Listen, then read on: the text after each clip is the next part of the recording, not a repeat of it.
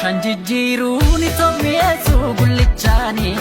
garaan taanaan ta'uun ta'a jaalalaani wal marii tolaani waliin horree shantama yaafnadhaan kan eege shan bubbultee shantama ta'a yooman beeke ani jaalataan kee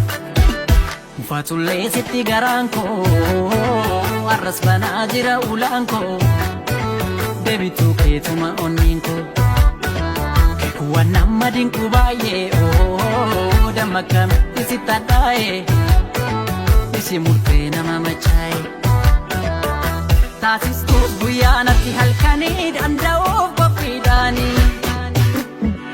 bare qalbii waan si feete osin baasu deebi isin baasu biyyaan beekna deemsaaf kaate osin baasu deebi isin baasu maal argachuu baafna miidha osin baasu lakki isin baasu Makmana ijaarte diida osin baasu lakki isin baasu si kadhadhee yoo dhageesse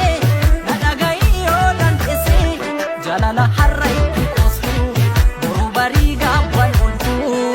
kosin baasu dhiisin baasu kosin baasu lakki dhiisin baasu kosin baasu dhiisin baasu kosin baasu lakki